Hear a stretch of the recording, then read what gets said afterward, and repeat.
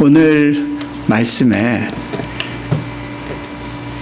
부족함이 없으리로다라고 다윗이 고백을 하고 있습니다. 그런데 제가 여러분들한테 질문을 하겠습니다. 여러분이 이민 생활 가운데 부족한 거 없으셨어요? 지금 부족한 거 없으세요? 아마 여러분 거라지에 쌓아놓은 게 많으실 겁니다. 네, 저희는 이사를 자주 하기 때문에 뭐 쌓아놓을 여유가 없는 게 6개월 안 쓰는 물건은 바로바로 처분을 합니다. 하지만 여전히 가지고 있는 게 많아요. 근데 여러분들은 아마 저보다는 좀 더 집에 쌓아놓은 것이 많을 겁니다. 그런데 그렇다고 해서 여러분 걱정이 없으신가요? 네, 부족한 거 많으시죠? 다윗이 왜 부족한 게 없다고 고백을 하느냐면 하나님이 때마다 필요를 채워주시기 때문이라고 하고 있지 않습니다. 그저 하나님이 나의 목자가 되신다는 그 사실이 믿어지는 것으로 인해서 내가 부족함이 없다라고 선언하는 거예요. 외국 땅에 딱 떨어진다는 건 수많은 필요에 휩싸이는 겁니다. 제가 어제 방글라데시에서 결혼한 미국 여자 선교사님인데 방글라데시 분하고 결혼을 하셨어요. 그래서 여러 가지 그 체류 신분 문제 때문에 이제 막 미국에 들어와서 저희 가정을 만났습니다. 그런데 제가 그분의 삶을 딱 보면서 미국 사람이지만 미국 문화를 하고 오래 떨어져 있던 가운데 살던 환경을 두고 미국에 다시 딱 들어오고 나니까 제로 베이스에서 다시 시작해야 되는 거예요. 네. 타이어가 플래시 됐대요. 저를 만나고 난 이후에 전화가 왔어요. 네, 어떻게 하면 되냐고. 일단 인슈런스 컴퍼니에 전화하고 이렇게 하시라고 제가 이제 그 여자 선교사님한테 조언을 했어요. 그러면서 마음이 먹먹하더라고요. 네, 이게 처음 이민 온 사람들의 삶이에요. 네, 그렇죠? 네, 여러분들도 다 경험했던 삶입니다. 뭔가 문제가 생겼을 때 애가 이빨이 아프다고 그러네? 어떡하지? 누구한테 전화하지? 전화할 곳이 생각나지 않아서 불안하고 다급한 그런 상황이 여러분들의 초기 이곳 정착 생활이었을 겁니다. 그런데 어떻게 부족함이 없을까? 자, 제가 영상 하나 보여드릴게요. 영상이 아니라 사진 하나 보여드릴게요. 자, 저 장면이 다윗이 목동 생활을 했던 유대 광야의 모습입니다. 어떠세요? 여러분, 푸른 초장에 누이시며 라고 할 때 여러분은 여기 아주 푸른 풀밭을 생각을 하실 텐데 실은 저게 다윗이 경험했던 양치던 환경입니다. 저게 바로 우리 크리스찬들의 디폴트 라이프 세팅입니다. 아무것도 없는 환경이에요. 저기서 서바이벌 해야 되는 거죠. 근데 저 환경에서 오히려 하나님을 경험할 수 있게 된다는 겁니다. 자, 다음 장면 좀. 오늘 그래서 양으로 산다는 게 뭔지를 좀 설명을 하려고 그래요. 저는 그 몽골에서 살 때 거기 이제 유목민들이 많다 보니까 농부의 씨 뿌리는 비유 이런 거 얘기하면 사람들이 관심이 없어요. 근데 예수님이 우리 목자 되신다라고 설명을 하면 이 사람들은 그래요? 그럼 더 설명 필요 없어요. 네. 바로 이해를 하는 거예요. 예수님을 따른다는 게 어떤 건지 양치면서 이 목자와 양의 관계구나 바로 이해를 하는 거예요. 자, 여러분, 저런 환경에서는요, 풀이 굉장히 귀해요. 풀을 찾아서 이동을 해야 됩니다. 푸른 초장에 누이시며, 이 푸른 초장에 누우려면 배가 불러야 되는데요, 여기에 누우려면 하루 종일 목자 따라서 이동을 해야 됩니다. 왜? 자, 이게 1년에 딱 2달 정도 겨울에 비가 와요. 그리고 나머지 기간은 저렇게 드라이합니다. 그럼 어떤 문제가 생기느냐?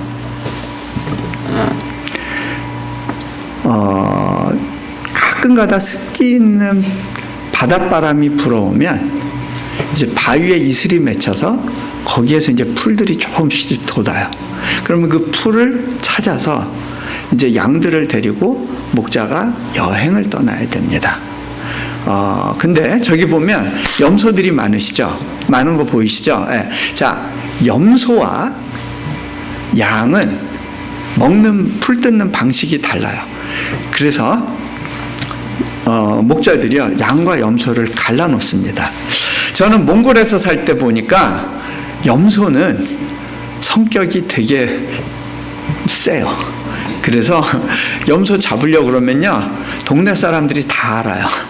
염소고기는 혼자 못 먹는데요, 나눠 먹어야 된대요. 왜? 동네 사람들이 다 그 소리를 듣기 때문에 막 소리를 질러요.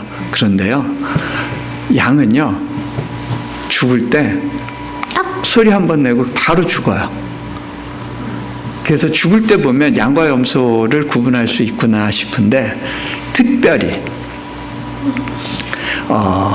이 염소들은 풀을 먹을 때 굉장히 공격적으로 먹어요. 그래서 뿌리 끝까지 먹어요. 염소가 지나간 자리에는요, 양이 풀을 뜯을 수가 없어요. 그래서 염소와 양을 이렇게 목자가 구분을 합니다. 아침에. 그래서 염소를 데리고 한 팀이 가고, 양을 데리고 또 한 팀이 가고, 이렇게 해서 아침마다 양과 염소를 구분을 하죠. 그게 예수님의 비유에 등장하는 걸 보게 됩니다. 예수님도 그 주변에 양치는 사람들이 많았을 거예요. 그래서 그 양친다는 게 어떤 건지를 잘 아셨죠. 저렇게 이제 이동을 하면서 염소들이 풀을 뜯게 되고 양들도 풀을 뜯습니다. 자, 다음 장면. 저 사진엔 잘 안 보이실지 모르겠는데, 산 기슭 사이에 양들이 모여서 이제 풀을 뜯고, 점처럼 보이는 게 저게 이제 목자인데요. 목자가 멀리서 양을 바라봅니다. 양이 목자를 바라보는 게 아니고 목자가 양을 바라봅니다. 양은 눈이 안 좋아서 앞에 있는 것만 보고 다닙니다. 그런데 목자는 먼 곳에서 양을 바라보고 혹시 양한테 문제가 없는지를 늘 지키고 있습니다. 저기 저 산이 보이시죠? 유대 광야의 산들을 보면요, 길이 나 있는데 둥글게 원형을 그립니다. 왜 저렇게 원형을 그릴까요? 풀을 뜯을 때 북쪽이 그나마 풀이 많아요. 해가 덜 닿으니까. 그리고 산꼭대기에 풀이 있어요. 그러면 양들을 데리고 목자가 그 풀을 뜯기게 하려고 이동을 하는데, 북쪽으로 올라가서 이렇게 쭉 가면 될 것 같은데 양들이 그렇게 갈 수가 없어요. 돌고 돌고 돌아서 몇천 년 동안 그렇게 양들이 지나간 길이 둥글게 둥글게 길이 납니다. 오늘 성경에 나오는 의의 길로 인도하신다는 그 길은요, 이 랍비들이 이야기하기를 이 라운드 패스, 저렇게 광야에서 둥글게 둥글게 돌고 돌고 돌면서 만들어진 길이라는 거예요.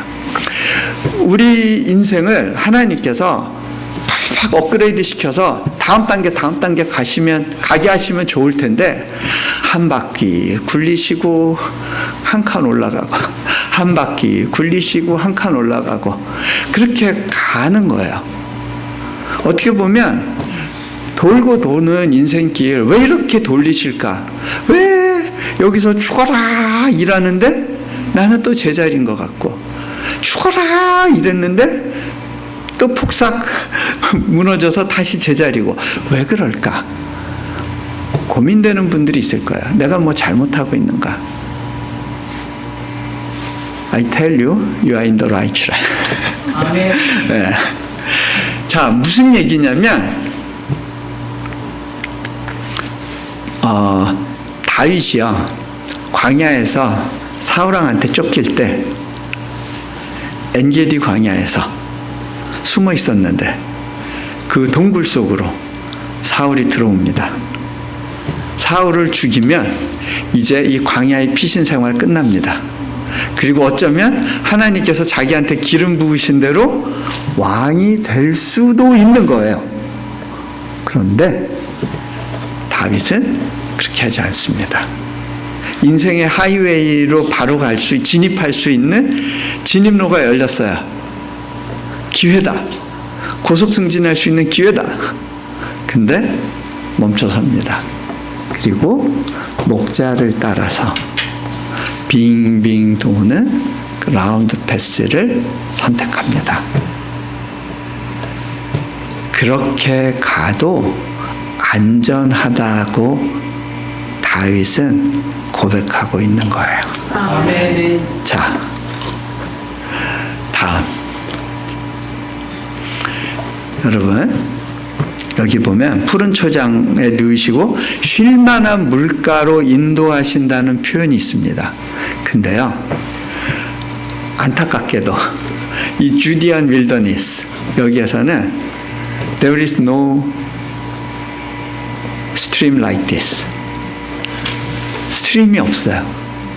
스트림은 문제가 돼요. 왜냐하면 비가 한때 오잖아요. 이게 나무가 없으니까 물을 가두질 못해서요, 비가 훅 하고 광야 지역을 휩쓸고 지나가는데 이건 막 토런트가 생기는 거예요.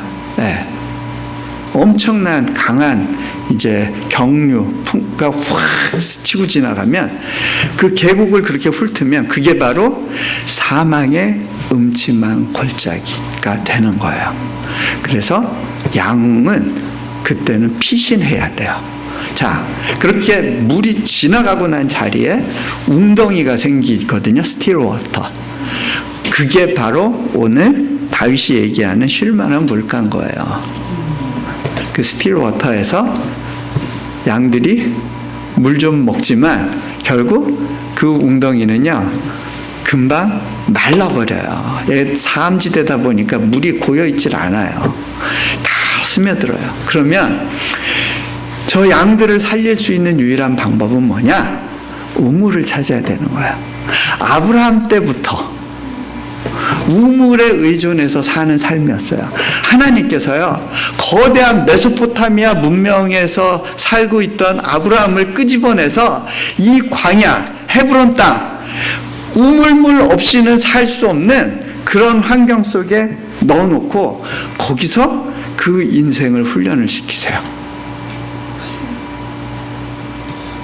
사람들은 지구라트를 막 쌓고 막 자기의 위상을 높이는 그런 삶인데 아브라함을 끄집어내서 아무도 보지 못하는 우물을 파는 그런 일로 부르시는 거예요.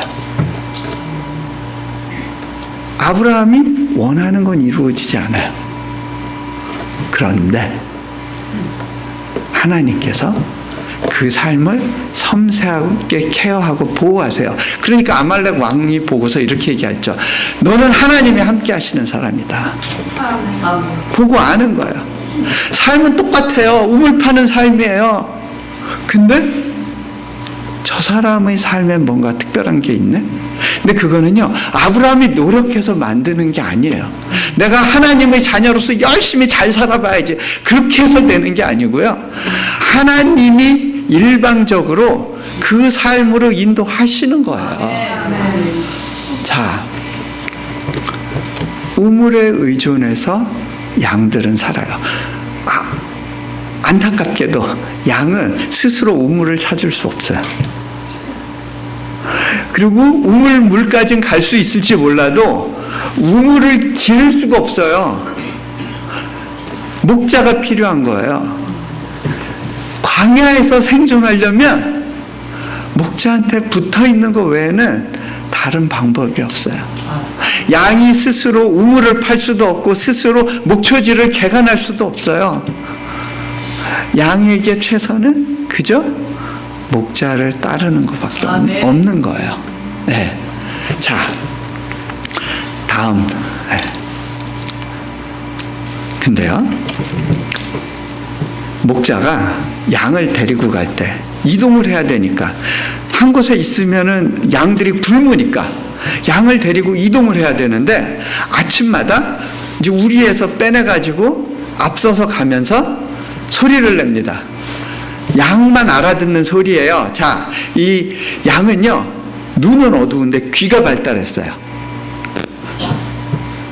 예수님께서 말씀하세요. 내 양은 내 음성을 듣는다. 아멘. 여러분은 목자의 음성을 들으시나요? 여러분,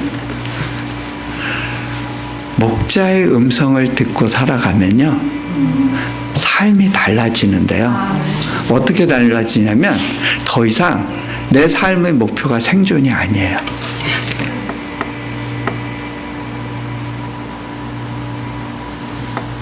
우리 삶에서 우리가 신앙이 성장하지 못하고 관계가 성장하지 못하는 중요한 이유가 우리 안에 있는 두려움 때문이에요. 근데 그 두려움은요, 뭐 때문에 생기느냐? 내 스스로 내 삶을 책임져야 된다는 부담이에요. 내 인생의 필요를 내가 채워야 된다고 하는 부담이에요. 그래서 이민 온 그 순간부터 밤마다 잠을 못 자는 거예요. 왜? 성공해야 되고 생존해야 되는데, 내가 이 가족 부양해야 되는데 상황은 편안하지가 않은 거죠. 자, 내 양은 내 음성을 듣는다. 아멘. 목자를 따라서 양들이 이동할 때 목자가 양들이 따르기 좋게 소리를 냅니다. 꾹꾹 이런 소리를 내요. 꾹꾹꾹. 그거는 나라마다 목자들이 내는 소리가 다 달라요. 그리고 목자들 안에도 이 목청이 다른데 어쩌면 새끼 양들도요, 지 목자 소리를 듣고 따라가요. 태어난 지 얼마 안 된 것도. 여러분, 예수님을 믿은 지 얼마 안 돼도요, 이 소리가 들려요. 자, 생존을 위해서 살지 않는다는 게 어떤 의미냐? 제가 한 가지 예를 들어 드릴게요.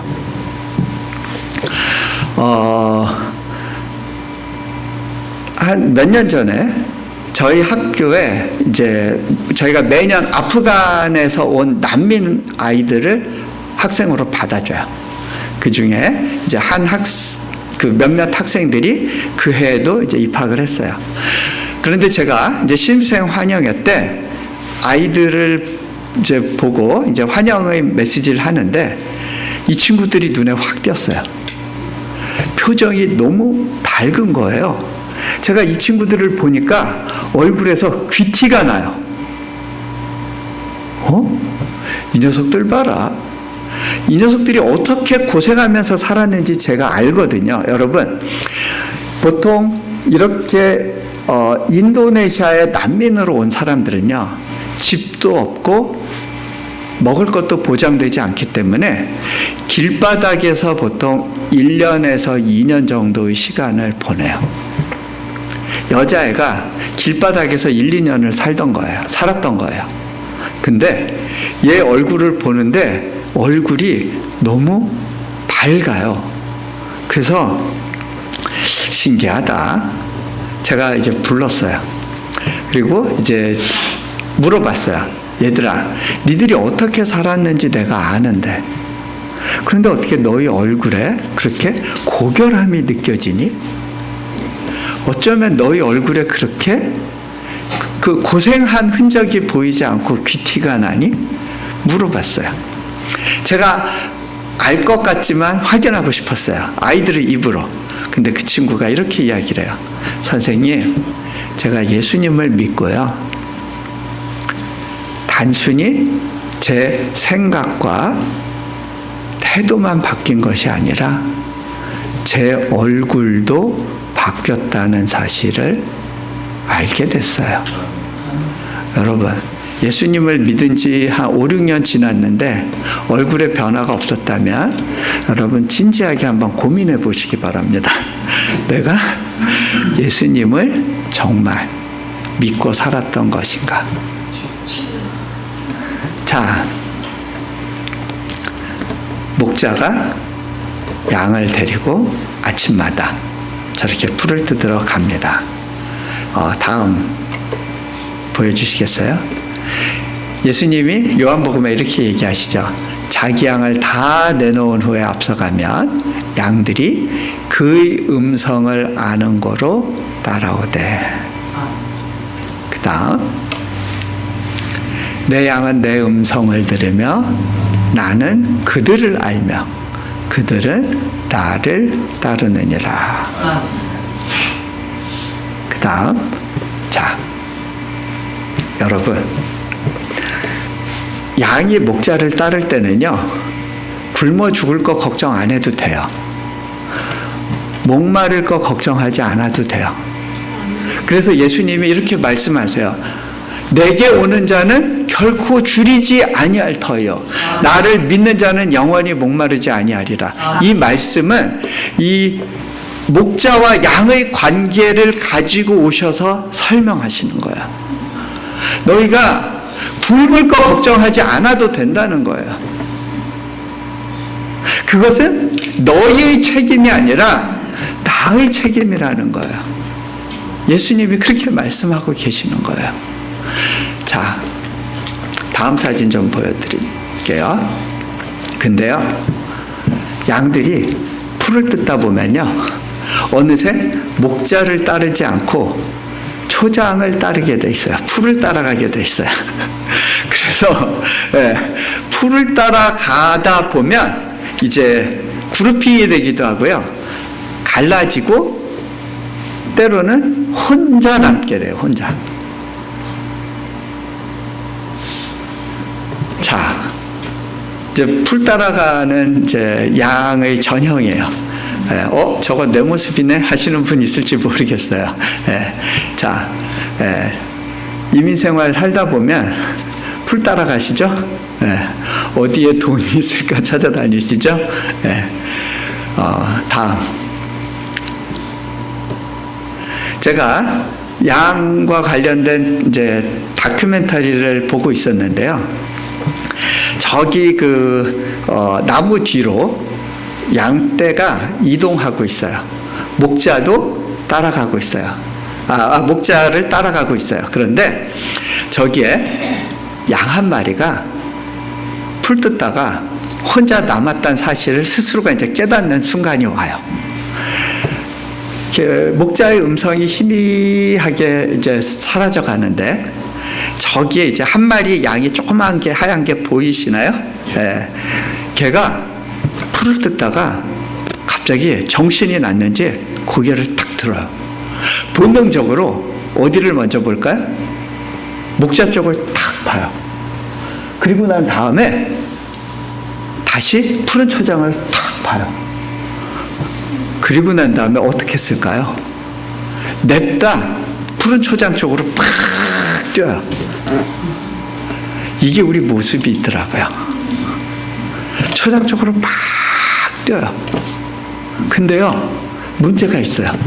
저 지역에 늑대가 출몰해요. 양 혼자 있으면 얘는 얼마 못 살고 죽어요.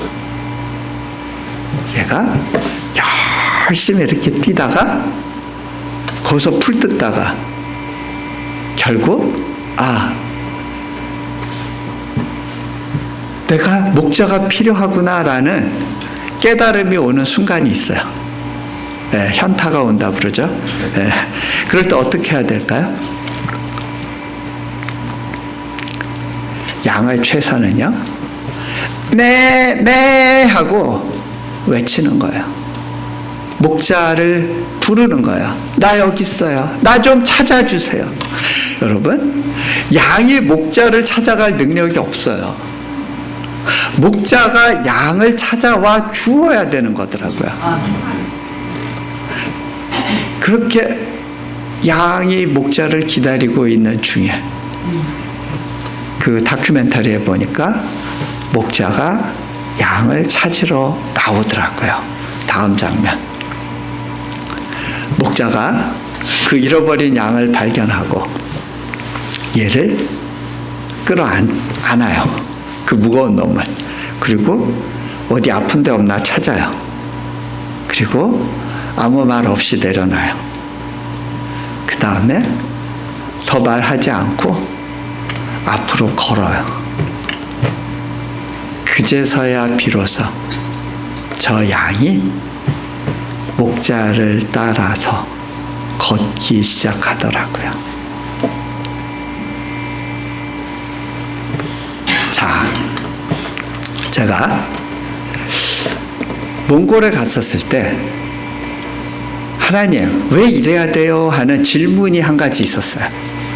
왜 사역자들, 특히 선교사들은 늘 가난하고 경찰이 오면 도망가야 되고 왜 제일 약한 존재로 만드셔서 뱅뱅뱅뱅뱅뱅 돌게 하세요?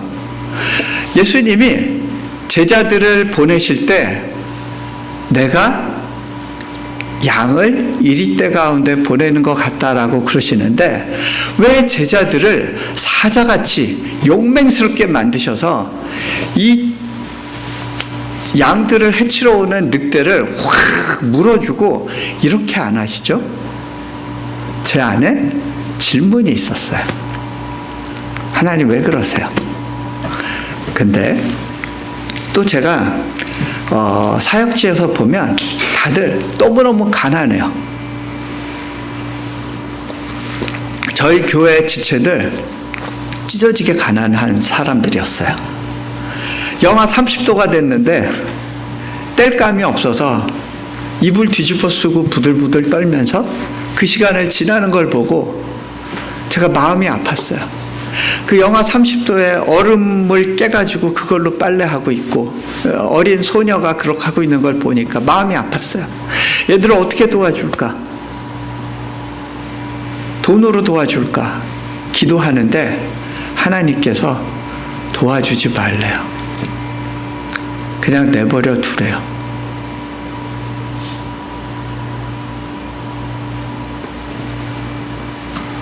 제가 너무 힘들었어요. 하나님, 저들은 저렇게 큰 필요 가운데 씨름하고 있는데 어떻게 돈이 지금 들어와 있는데 안 도와줍니까? 떼굴떼굴 굴르고 있었어요. 그런데 하나님이 이렇게 말씀하세요. 네가 갖고 있는 그 마음, 돕고 싶지만 지금은 도울 수 없다라고 해서 네가 힘들어하는 그 마음이 내가 너희를 향해 갖고 있는 마음이다. 그러시는 거예요. 돈으로 돕지 말라고 하시는 말씀이 그때 다 이해는 안 됐지만 하나님 알겠어요 하고 순종하며 길을 가고 있었어요. 어느 날 한 여자아이가 교회 와서 좀 재워달래요. 예, 교회는 막 사람 재워주고 그러는 데 아닌데 그랬더니 자기 외삼촌이 시골에서 왔는데 자기를 겁탈하려고 해서 도망 나왔대요. 그래서 얘를 재워놓고 하나님 너무 마음이 아파요. 그리고 혼자 기도하고 있는데 하나님께서요 동물 어미의 울음소리를 들려주셨어요. 하나님 저 소리는 뭐죠? 내가 이 백성을 향해 울고 있는 울음이다. 하나님이 제게 그러시는 거예요. 너도 나와 같이 울어주지 않을래? 그때 제가 깨달았어요. 아, 그렇구나. 하나님이 내게 원하시는 목회는, 사역은 그저 그분의 마음으로 이들 자리에 있으면서 그 안타까운 마음을 하나님께 올려드리는 거구나. 그렇게 세월이 지났어요. 작년에 저희가 오랜만에 몽골에 다시 들어가게 됐어요. 왜냐하면 저희가 사역지가 인도네시아로 바뀌었거든요.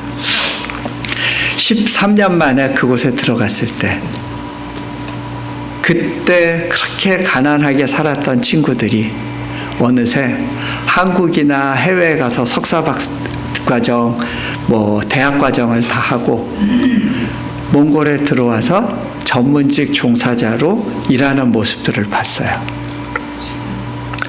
아하, 이거였구나. 하나님이 내게 주시길 원하셨던 것은 그저 그냥 마음을 달래기 위해서 물건으로 뭘 도와주는 게 아니었구나. 이들에게 하나님에 대한 소망을 갖게 하고 내가 경험한 하나님의 이야기를 나누도록 하기 원하셨구나. 아멘. 그것이 그들을 먹이고 입히는 은혜의 능력이 되었구나. 아멘. 자, 제가 한 가지만 더 나누고 이제 말씀을 정리할게요. 제가 인도네시아에서 대학 세우라는 사역 가운데 아무것도 가진 것 없이 하나님을 바라고 기다리며 시간을 보내야 됐어요. 돕겠다는 곳들도 없었어요. 하지만 그 시간 동안 하나님이 하실 일을 기다리고 기대하면서 이제 있었는데, 이제 건축을 해야 되는 상황이 됐습니다. 건축을 하는데 첫 번째 건물 짓는데 한 400만 불 정도의 재정이 필요했어요. 저한테는 그 재정이 없었죠. 그런데 하나님은 건축 계약에 사인하라시는 거예요. 하나님, 저 못해요. 아시잖아요. 저 몽골에서 갖고 있던 것도 하나님이 다 두고 오라고 그래서 두고 왔고, 저 지금 가진 게 없는데요. 하나님은 keep going, no turning back 사인을 주셨어요. 제가 결국 순종하고 계약서에 사인을 했어요. 그런데 그리고 난 다음에 1년 안에 이제 400만 불이 채워져야 되는 거예요. 50억 원이라는 재정이 들어와야 돼요. 하루하루 제 책상에 계속 새로운 인보이스, 지출 결의서 이런 게 책상 위에 쌓여요. 우리 사역자들은 제 책상까지만 갖다 놓고 나면 이제 자기는 편하게 가서 잘 수 있어요. 근데 이제 저는 이걸 가지고 이제 하나님 앞에 씨름을 해야 되는 거예요. 또 어느 날 갑자기 이렇게 확 마음이 다운이 되더라고요. 이거 채워지지 않을 것 같고, 정말 이러다 내가 감옥을 인도네시아에서 가겠구나 싶으니까 마음이 너무 무거웠어요. 그러던 중에 제가 생각해 보니까, 하나님, 나는 하나님이 하라고 하셔서 사인한 건데 결국 내가 독박 쓰는 것 같아요. 내가 책임은 다 지잖아요. 아니, 감옥을 가도 하나님 안 가시고 내가 가면 내가 책임자잖아요. 내가 보스네. 하나님 보스 아니네요. 하나님이 내 인생의 보스인 줄 알았는데 내가 보스인가 보다. 그러면서 하나님, 어떻게 좀 받아보세요 하고 이렇게 올려드리면 다시 땅으로 떨어져요. 좀 받아보세요 하고 올리면 또 떨어져요. 내가 책임져야 되네요, 하나님. 그랬어요. 근데 그때 하나님께서 제 마음 가운데 울림을 주시더라고요. 너 그 부담 가운데서라도 좀 웃으면서 가줄 수 있겠니? 여러분, 한 50억 빚지고 웃어져요? 여러분들이 지금 힘들다 하는데 제가 힘들었던 거에 비하면요, 여러분들은 아마 명함 내밀지 못하실걸요. 인도네시아에서 힘들다 하는 분들도 제가 제 얘기 조금만 해드리면 다 울면서 위로를 받았어요. 저는 마이너스 50억까지 가봤어요. 예. 근데요, 웃으면서 가보지 않겠니? 그러시는 거예요. 제가 성격적으로는 좀 완벽주의가 있어서 계획이 안 서면 못 움직이는 사람이에요. 그런데 계속 계획 없는 삶 가운데 저를 이렇게 굴리시는 거죠.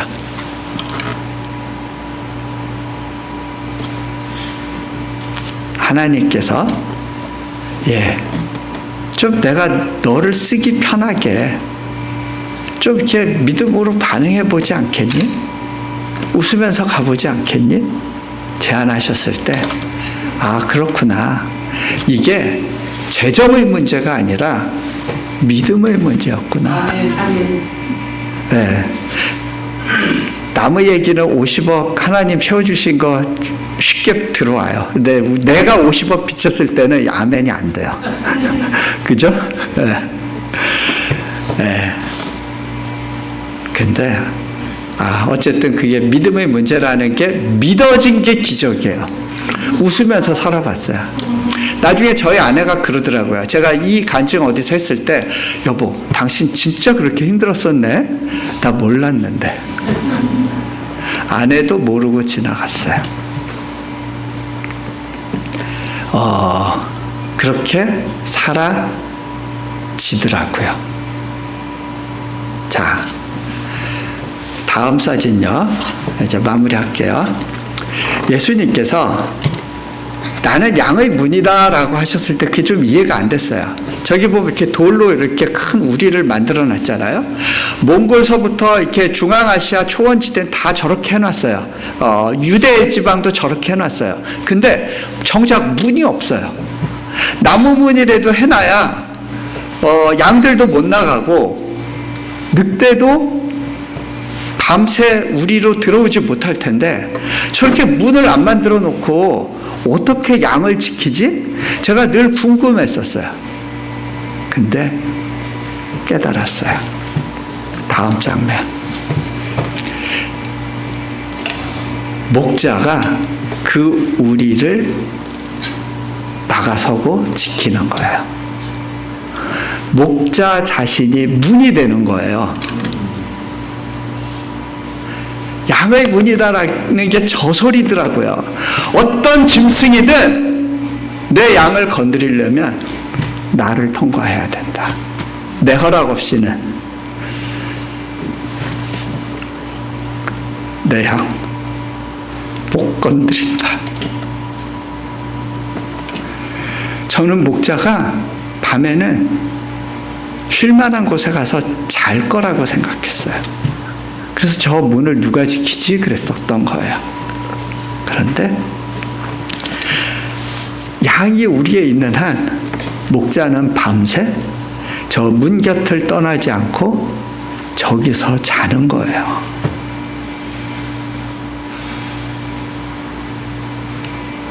예수님은 저 삶을 알아요. 그리고 말씀하세요. 친히 자신 있게 내가 너